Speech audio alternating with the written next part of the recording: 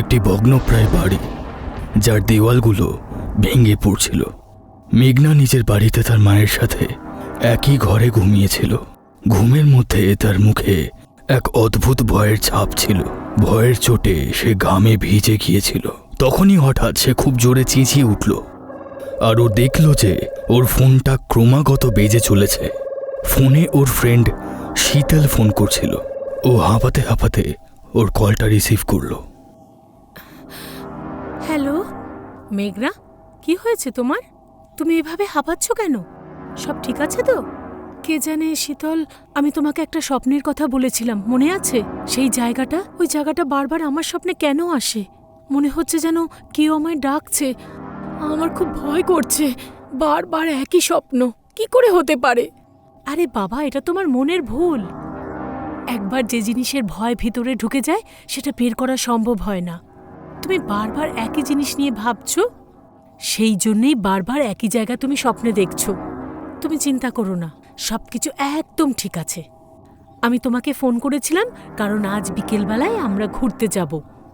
তুমি চুপচাপ আমাদের সঙ্গে ঘুরতে যাবে। কিন্তু মাকে একা ছেড়ে কি করে যাব? তুমি জানো তো মায়ের কি অবস্থা। হ্যাঁ বাবা, আমি জানি, কিন্তু একটা দিনের জন্য ম্যানেজ করে নিও না। তুমি পাশের বাড়ির আন্টিকে একবার বলো না একদিনের জন্য তোমার মাকে খেয়াল রাখতে। উনিও তো বহুবার ওনার ছেলেকে তোমার কাছে রেখে গেছিল।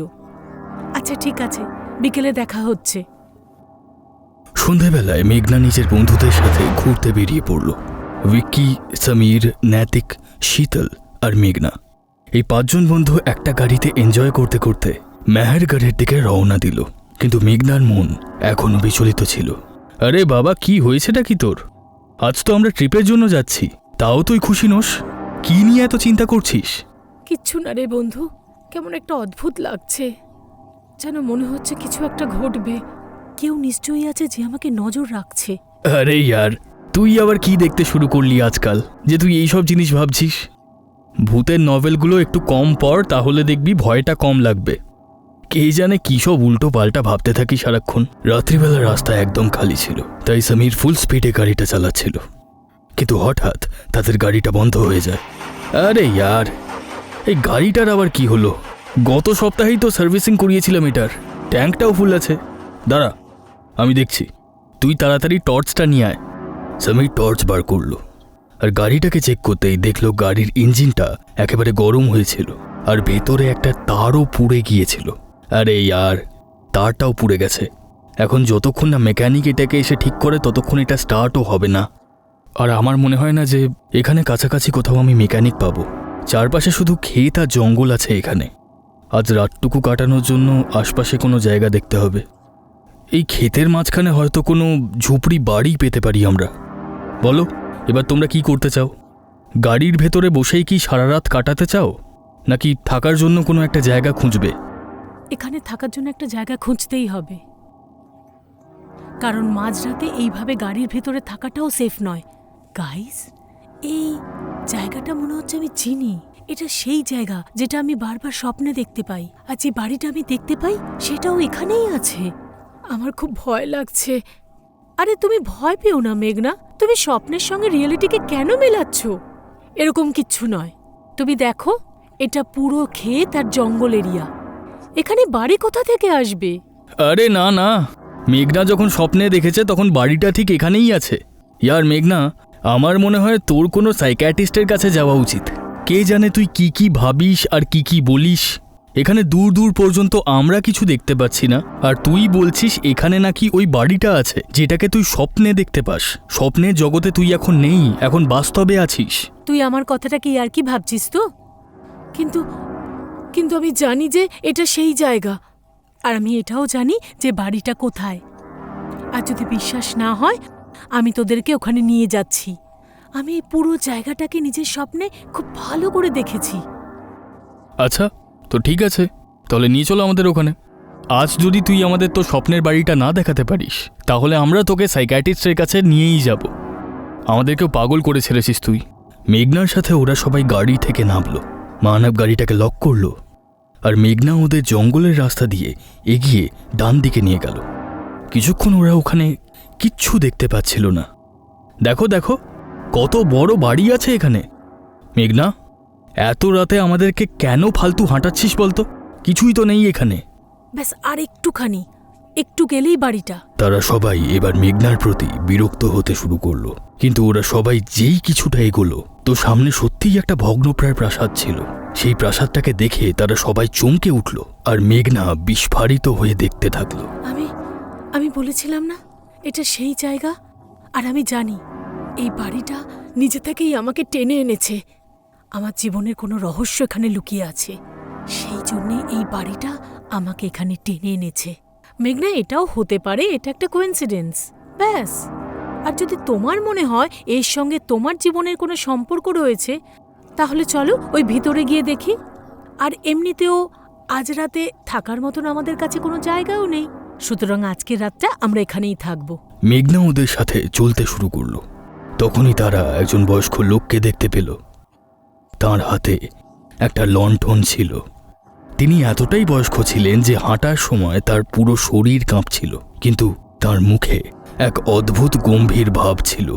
তিনি রাগে তাদের বললেন, তোমরা জানো না নাকি এই জায়গাটার বিষয়? কেন নিজের মৃত্যুকে ডেকে আনছো তোমরা? শান্তিতে ঘুমিয়ে আছে এত বছর ধরেও, যদি জেগে ওঠে তাহলে কাউকে ছাড়বে না। আরে দাদু, এইরকম লোকেশনগুলোতে তোমার মতো লণ্ঠনওয়ালা বুড়োরা কি ফিক্স থাকে নাকি? শুধু শুধু ভয় দেখাতে চলে আসো। আর আমি বুঝতে পারছি না, জায়গাটা যখন এতটাই ভয়ানক, তাহলে রাত 12টার সময় আপনি মহলের সামনে কি করছেন? আপনার বয়স হয়ে গেছে দাদু, বরং বাড়ি গিয়ে একটু নিশ্চিন্তে ঘুমন। বৃদ্ধ কাঁপা কাঁপা গলায় তাদেরকে সাবধান করে সেখান থেকে বেরিয়ে গেল। ওরা 5 জন মহলের দিকে এগোলো। মেঘনা পেছন ফিরে দেখতে পেল সেই বুড়ো লোকটা তাদের দিকেই তাকিয়েছিল। সে মেঘনাকে দেখে এক অদ্ভুতভাবে হাসতে শুরু করলো। সেটা দেখে মেঘনা আরো ভয় পেয়ে উঠল। ওরা 5 জন এবার মহলের দরজার সামনে গিয়ে দাঁড়ালো। দরজার সামনে অনেকগুলো তাবিজ বাঁধা ছিল। এই তাবিজ দেখে মনে হচ্ছে যেন কোনো শক্তিকে ভেতরে আটকে রাখা হয়েছে। আরে ইয়ার, এখন যাই হোক, এই তাবিজগুলোকে ভেঙেই মহলের ভেতরে ঢুকতে হবে, না হলে তো স্বপ্নের সত্যটা কি করে জানতে পারবো যে কে তোকে এখানে ডেকেছে? সমীর কিছু না ভেবেই ওই তাবিজগুলোকে খুলে ফেলল। সে মহলের দরজা খুলল। মহলের ভেতরে ঢুকেই তারা দেখতে পেল মহলের ভেতরে খুব অন্ধকার। ভিক্কি নিজের ব্যাগ থেকে টর্চ বার করে সেটা জ্বালালো। চারিদিকে শুধুই মাকড়সার জাল, আর গোটা মহল ধুলোর চাদরে ঢাকা ছিল। চারিদিক থেকে একটা অদ্ভুত কিটকিট করে শব্দ আসছিল। তখনই ভিকি টর্চটাকে অন্যদিকে ঘোরালো, আর ঠিক তখনই অনেকগুলো বাদুড় তাদের উপর ঝাঁপিয়ে পড়ল। ও মাই গড, এটা তো ভাবতেই পারিনি এখানে এত বাঁদর আছে। কিন্তু যদি একবার আমাদের শরীরে আটকে যায় তাহলে বের করা খুব মুশকিল হয়ে যাবে। পালাও এখান থেকে, এগুলো সংখ্যায় বেড়েই চলেছে। একটার পর একটা বাদুড় তাদের মাথার উপর ঘুরছিল। তারা সবাই দৌড়ে দরজার দিকে পালালো, কিন্তু হঠাৎই তাদের মুখের উপর দরজাটা বন্ধ হয়ে গেল। তারা দরজাটা খোলার অনেক চেষ্টা করল, কিন্তু দরজাটা খুলতে পারল না। মনে হচ্ছিল যেন ওই মহলটা চায় না যে ওরা 5 জন সেখান থেকে বেরোক। আরে এবার এই দরজাটার কি হলো? খুলছে না কেন? তুই আবার সত্যি সত্যি আমাদের কোনো ভুতুরে মহলে নিয়ে আসিসনি তো?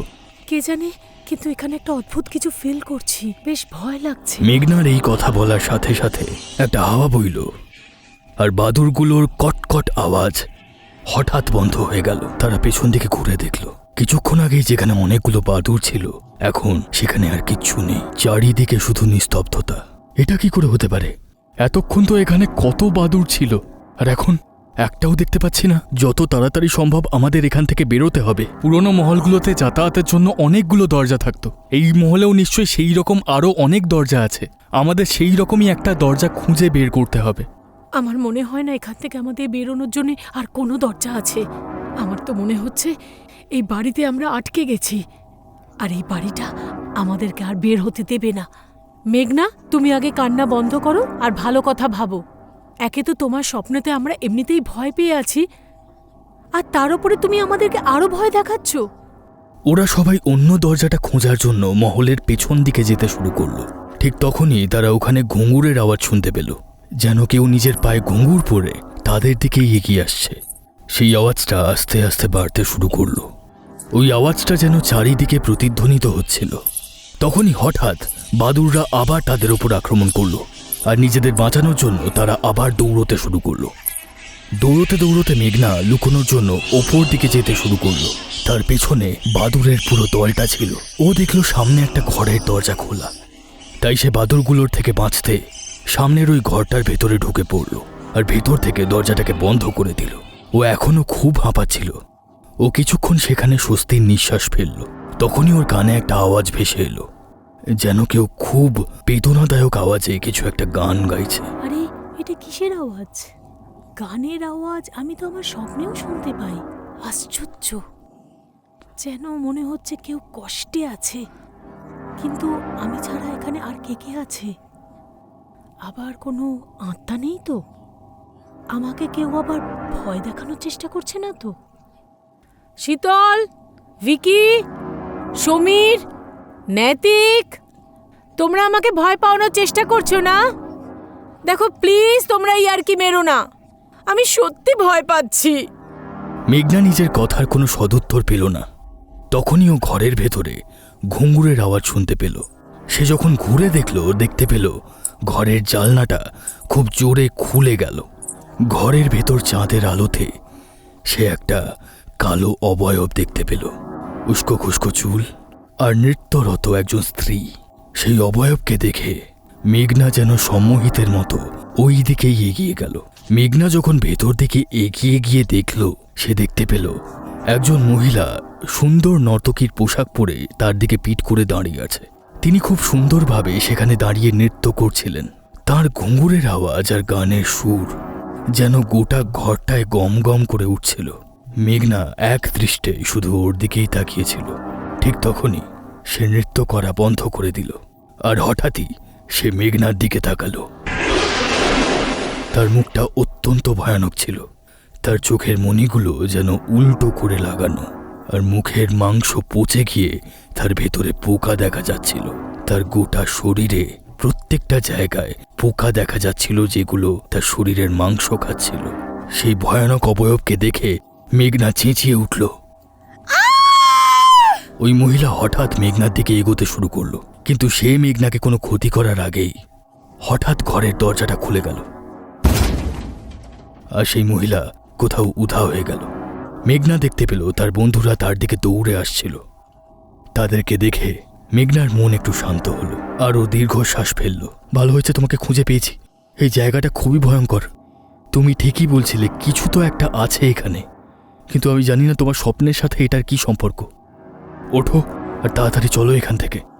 নৈতিক এবার মেঘনার হাতটা ধরল আর তারা পাঁচজন সেখান থেকে নিচের দিকে পালালো। বাইরে বেরোনোর দরজা এখনো পর্যন্ত খোলা যাচ্ছিল না, কিন্তু ওরা সবাই মিলে জোর লাগাতেই সেই দরজাটা খুলে গেল। তারা সবাই দৌড়ে তাদের গাড়িতে গিয়ে বসল। কিছুক্ষণ আগে যে গাড়িটা বন্ধ হয়ে পড়েছিল সেটা একবারেই স্টার্ট হয়ে গেল।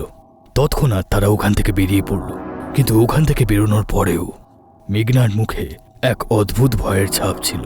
সে ভিতরে ভিতরে খুব ভয় পেয়েছিল। আমি বুঝতে পারছি মেঘনা, আজ তুমি তোমার স্বপ্নের সম্মুখীন হয়েছ। এটা তো আমরাও বুঝতে পারছি না যেটা কি করে সম্ভব, কিন্তু তুমি ভয় পেও না, আমরা ওখান থেকে চলে এসেছি। প্লিজ তুমি রিল্যাক্স হও। মেঘনা শীতলের দিকে তাকালো, কিন্তু তার কথার সে কোনো জবাব দিল না।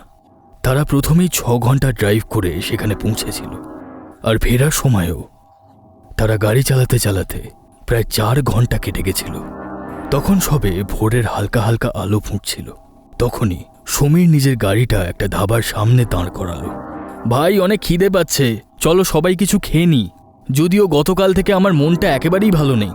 আরে তুই এখনো ভূত সেজে বসে আছিস কেন? যা হয়ে গেছে তা হয়ে গেছে, চল আমরা গিয়ে কিছু খেয়ে নি। আমার কিন্তু খুব খিদে পেয়েছে। তাদের অনেক বলাতে মেঘনা গাড়ি থেকে নামলো, কিন্তু তার মুখে এখনো ভয়ের ছাপ স্পষ্ট ছিল। তারা ধাবাতে গিয়ে খাবারের জন্য বসলো। টেবিলে তাদের খাবার দিয়ে গেল। মেঘনার সামনে খাবারের থালা এবং জলের গ্লাস দিয়ে গিয়েছিল।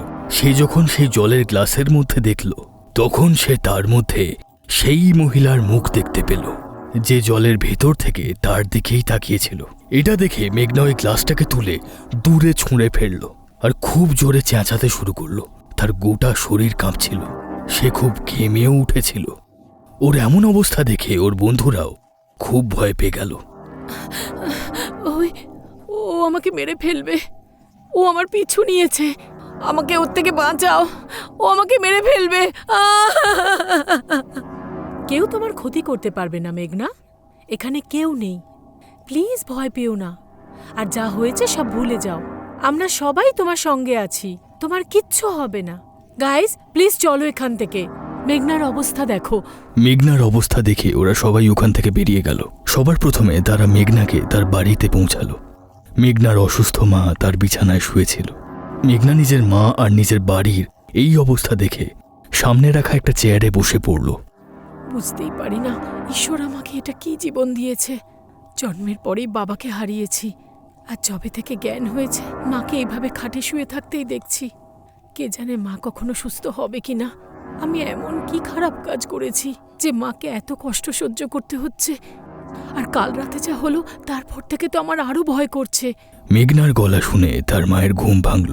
তিনি আস্তে আস্তে নিজের বিছানায় উঠে বসলেন আর কাঁপা কাঁপা কণ্ঠে মেঘনাকে ডেকে বলল, চলে এসেছিস মা, আমাকে এক গ্লাস জল দে। মেঘনা তার নিজের হাতের বল দিয়ে তার মাকে তুলল আর জল খাওয়ালো। ওর মায়ের অবস্থা এতটাই খারাপ ছিল যে তিনি ঠিক করে জলটুকুও খেতে পাচ্ছিলেন না। মেঘনা প্রত্যেক দিন তার মায়ের এই অবস্থা দেখে শুধু চোখের জল ফেলত। এতগুলো বছর ধরে ওনার স্বাস্থ্যের কোনো রকম উন্নতিও হয়নি এবং ওপরওয়ালাও তাকে নিজের কাছে ডেকে নেননি। মায়ের ওই কষ্ট দেখে মেঘনার খুবই দুঃখ হতো। রাত হলো, কিন্তু মেঘনা গতকাল রাতে সেই ঘটনা ভুলতে পারছিল না। সে যতবার চোখ বন্ধ করছিল ততবার দেখতে পাচ্ছিল সেই মহিলাকে নিজের ঠিক চোখের সামনে। আমি কেন দেখতে পাই ওই জায়গাটাকে? আর সেটা আমার কোনো ভ্রমও নয়। কালকে আমি নিজের চোখে সেই জায়গাটা দেখেছি, আর সেই মহিলা, সেই নাচ আর সেই গান। বারবার কেন মনে হচ্ছে যে ওটার সঙ্গে আমার অতীতের কোনো সম্পর্ক আছে। কিছু খারাপ, কিছু খুব খারাপ। এইসব ভাবতে ভাবতে মেঘনা ঘুমিয়ে পড়ল। খুব কষ্ট করে ও আজকে ঘুমোতে পেরেছিল, কিন্তু যখন ও গভীর ঘুমে গেল ঠিক তখনই ও দরজায় একটা খটখট আওয়াজ শুনতে পেল। সেই আওয়াজটা শুনে তার হঠাৎ ঘুমটা ভেঙে গেল। কিছুক্ষণের জন্য ওই আওয়াজটা বন্ধ হলো। মেঘনার মনে হলো ও হয়তো কোনো স্বপ্ন দেখছিল, কিন্তু ও যেই আবার চোখটা বুঝল ঠিক তখনই আবার সে ওই আওয়াজটা শুনতে পেল, ঠক ঠক করে সেই একই শব্দ। এত রাতে দরজায় কে ধাক্কা দিচ্ছে? যদি আমি দরজা না খুলি তাহলে মায়ের ঘুম ভেঙে যাবে। মায়ের ঘুম যাতে না ভাঙে তাই মেঘনা এগিয়ে গিয়ে দরজাটা খুলল, কিন্তু দরজার বাইরেও যেটা দেখতে পেল সেটা দেখে ওর চোখ বিস্ফারিত হয়ে উঠল। নর্তকীর বেশ পরে একজন মহিলা তার মুখটা ঘোমটায় ঢেকে ঠিক তার সামনে দাঁড়িয়েছিল। মেঘনা কাঁপা কাঁপা গলায় তাকে জিজ্ঞেস করল, কে তুমি? এত রাতে এখানে কি করছো? মেঘনার এই কথা জিজ্ঞেস করতেই সে জোরে তার হাতটা চেপে ধরল। একটা দমকা হাওয়ায় তার মুখ থেকে ওই কাপড়টা সরে গেল, আর সেটা দেখেই মেঘনার মুখের শব্দ যেন গলাতেই আটকে গেল। তার মুখটা ঠিক সেই রকমই ছিল যেমনটা সেই মহিলাকে সে দেখেছিল ওই মহলে। চোখের মণিগুলো উল্টো, আর মুখ আর শরীরের মাংস একেবারে পচে গলে গেছে, আর তাতে পোকা চলছে। মেঘনা ওর থেকে নিজের হাতটাকে ছাড়ানোর চেষ্টা করলো, কিন্তু তখনই ওই মহিলার মুখ থেকে একটা কালো রঙের ধোঁয়া বেরোতে শুরু করলো। মেঘনা হঠাৎই হাওয়ায় ভেসে উঠল এবং তার শরীরে সেই কালো ধোঁয়া ঢুকতে শুরু করলো।